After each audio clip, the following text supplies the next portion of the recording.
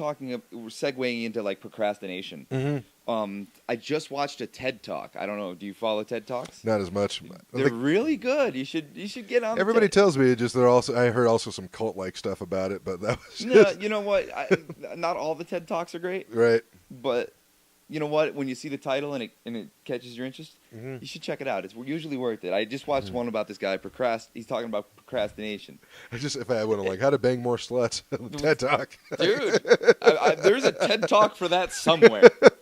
There's just some dude out there. He's just got like these thick red glasses. He's like, all right, I'm gonna show you my surefire Actually, you know way. what? No, that definitely exists. I've watched enough porn to see like I fuck guys or chicks like this every night on the intro. Right.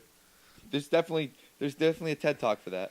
There's dudes out there who've got that ability. I've got, you know what it is? It's just knowing where to. It's knowing the manipulation of perception. Or also knowing who you're going to be. It's like any type of sales thing, actually. Yep. You're selling yourself. You're selling yourself, and you got to like, all right, this person's more likely to buy than this person is. So I'm going to work on this instead of trying to figure out the person who absolutely doesn't want, and it's I don't know, it's funny. And what sucks is I've noticed the prettier they are, the less screws they've come installed with in the brain. They don't need to. But is that it? There was something that somebody should we just accept that? This is there's okay. This is a whole other topic, but okay. Somebody said something really great. We were just it was like after a jam session, right? And they were talking about like, oh, crazy girls are freaking more awesome in the sack. And this one dude, he's like, they're not fucking better in the sack. They're just easier to get there. They know they don't have a fucking personality, man, so that's the only way they're going to keep a dude, so they try harder. That's the only reason why. And I was like, hey, that's the only reason why I'm really good in the sack, because I know I'm fucking nuts. And yeah, okay, that makes sense. So you could find somebody who actually isn't crazy and is still good in the sack. They're just kind of harder to find. So they are out there, but I don't accept that as the given that because I've met some crazy girls before and they weren't so great in the sack. So it's not like that metric doesn't necessarily hold true. Well, I mean, I just want to. There was this one video, man. This guy he did this like curve chart about it, and it was like equal proportion of crazy for beauty. So like if she's like 8 hot, she's got to be at least a fucking 8 crazy. It's like a direct correlation, almost. Well, it also kind of depends about like where they're at in their lives. Like I don't know. I was thinking about this morning as I was kind of as messed up as this house is. I actually did cleaning, which is fucking scary. You're fine, man. So it's weird. Like okay, for guys come to as young men coming from like somebody who used to be in his 20s, now is in his 40s.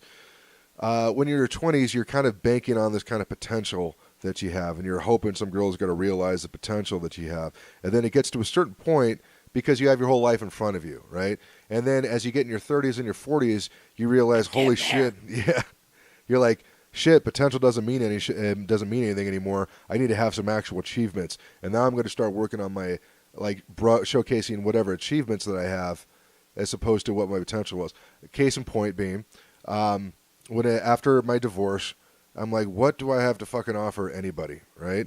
And then I thought, well, I have my car paid off. I have a decent job. So I'm going to focus on just the fact that at least take solace in that. Those are some achievements that I have.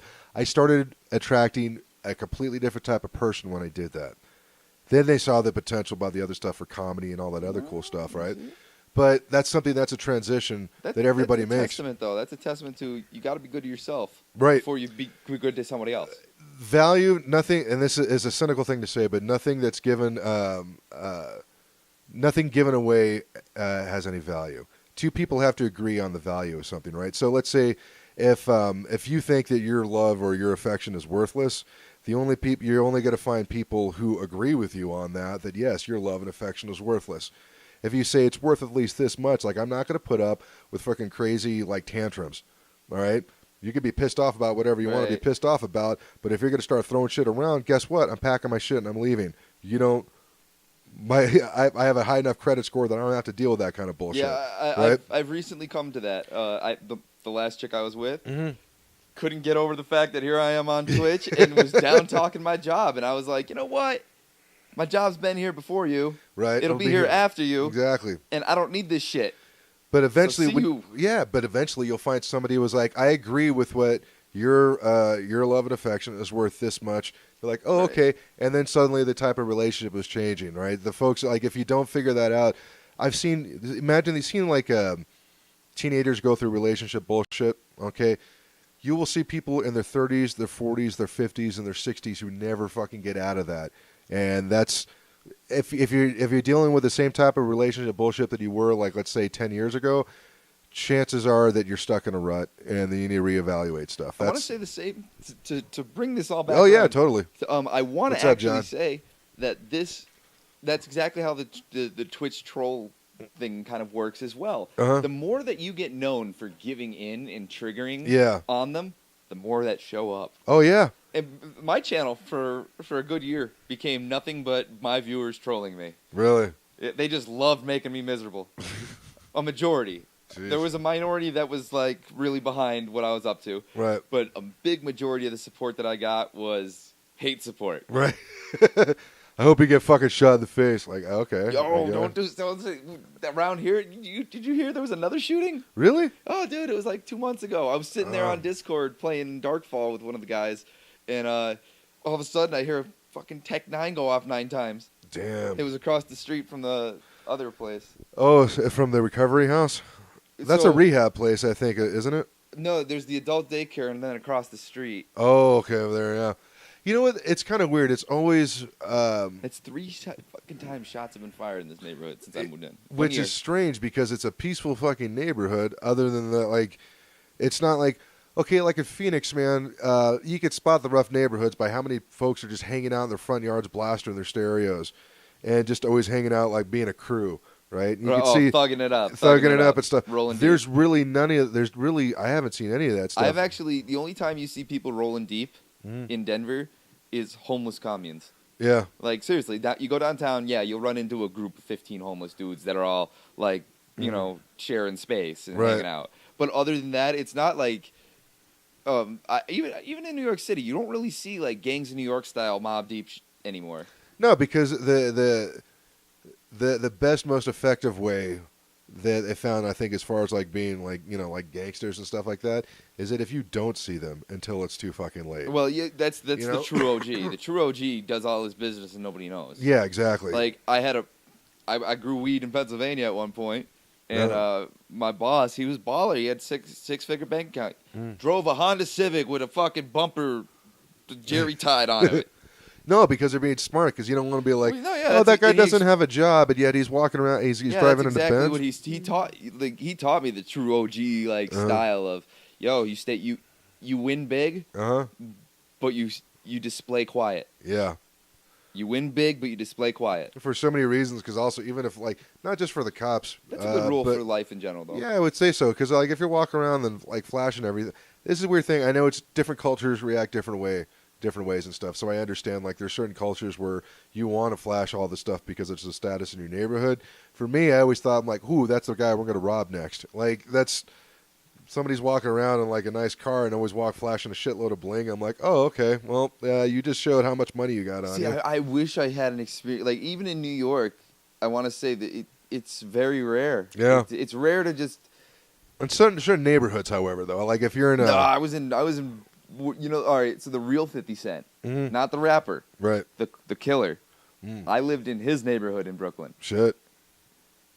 So from personal experience, even these days, they've cleaned it up a lot. It's not nearly what it used to be. But but let me tell you, you get involved in the culture down there, you will be able to walk around and say, that guy's selling something, this guy's doing that, he's hustling this dude, that dude's doing that. You will just see. But here's the thing: we live in a culture now. It's kind of normalized. Yeah. To where, think about it, like a lot of stuff is normalized now. Like walking past homeless people, normal as hell. Well, I lived in New York City, so that's why. Again, even more normal for you then. Yeah, well, it's kind of weird, and then they're like, "How can you be?" It sucks, but there's a certain element, I think, and this isn't right of me, by any stretch of the imagination, but like, well, if you're only going to think about yourself and not help anybody else, and I'm like, who can, folks like what? Who can I help? I mean, there's some folks who I think they've just got. There's some folks who are down on their luck. I'm going to counterpoint you. Sure. I think actually, you instead of trying to say what can you do, no, what I can do is make sure I'm nobody else's problem. Right. And more people need to go about that. And that's true. And if they adopted that mentality, like the homeless people, they should work on not being someone else's problem. Now, granted, I understand some of them get, listen, I've been very close to that situation, if not living out of a warehouse basement for years. Yeah. Okay, I've done it. So, but here's the thing. There's enough things, especially where we're at. Like, not everywhere, but here, there's enough opportunity, enough ways to get on your feet. If you can just get a shower and a job, you don't even need a place to sleep. Right. That can come later. Shower and a job. But you know what? Most people can't even will themselves to believe that that's going to work out. And I think that's where the big issue is. So it's kind of like, okay, I figured this out when I was a cabbie. Okay. I can work. I have a personality, and I'm charming enough and intelligent enough where I can kind of talk my way into most jobs, even if I'm not necessarily qualified right. Stuff like that. I'll find a way to get there and learn. Gift of gab. Right, and that's a thing that I know that I have. And I know that I've been in jobs where I had a shitty boss and stuff like that, but I learned how to work through it so I can at least get my paycheck and all that other stuff. Right. And there's a set of problem-solving skills that I possess that I think a lot of folks take for granted. There's other people that don't, and I've confused that at times with laziness or unwillingness or selfishness or whatever. So the way that I've been trying to look at it is, it's not that this person. It could be very well that the dude is standing on the side of the road who's still wearing Air Jordans and stuff and some nice clean jeans and asking for money with a sign. You know, he could just be a scam artist. He could be a lazy fuck, or that person maybe is not able to fucking do anything. Like, if the moment somebody tells him something like, "Hey, listen, I need you to be on time tomorrow," he might flip over a table, "Fuck you," you know, like his mental process might not be there. So that's when, that's when we start talking about like mental health in general, and shit, there's so many things. I think the homeless issue is more of a mental health issue. I think the homelessness is a freaking product of the mental health issue. I won't disagree. Here's the thing: the drug problem also is a mental health issue. I was a drug addict, everybody. Yep. I've done everything but shoot up. Right. But mostly just to try it, to see what it was all about. Like I did bath salt once just to see if I would eat a face. I wanted to know. I don't know. What's the face taste like? I was curious. I don't want to figure it out. In certain parts of the world, that's a delicacy. I mean, yeah. So the big reason people get hooked into that is the rest of their life. Like what they don't tell you about the experiments they do with these rats and the substances is that they isolate one rat. Yeah. And they leave him in a cage alone, and he can have some cocaine-laced water, or he can have some normal water. Right. If you were fucking trapped alone in a room with nothing, wouldn't you take the cocaine water too? Yeah. Eventually, I think you would. Yeah. But now they did a flip experiment where they put the same kind of bottles in, but they built a Ratopia. Yeah. And they put like a dozen mice in. Right. And they found out that almost none of them habitually used the cocaine. And they would try it once in a while because they were bored, but they wouldn't get an addiction to it because the rest of their life was in a good spot. They felt accepted in a part of the community. They were entertained. They had their tunnels and the wheel. It wasn't just stare at this wall or do coke. Yeah, I felt that's kind of what one of the reasons that helped me get over. Like one of the reasons why I'm on this downturn as far as losing weight now and making these baby steps, advancing my career and everything like that is because the addictions that I did have they're always going to be there, but they don't have the hold on me that they used to. And it's because it's not that I focus so much on not doing whatever behavior that was fucking up my life, is that I was widening the parameter of my existence. So I was making, okay, I've got a bigger cage than I was now, and there's a couple more toys in there and things to occupy my time. So I'm not necessarily always going for the Coke water. It takes for some folks, they can do cold turkey. I'm just going to fix my life from here on out, and I'm going to exercise and do all this other stuff. I'm not that type of person. For me, I got to take a baby step after baby step in order to. That's great because here's the thing. I had a great mentor once who told me you can climb Mount Everest using baby steps. It'll take you a long time. Yeah. But you can do it. Right. So that and to go back to the 9 to 5 thing, that's exactly what I was getting at. Is you need to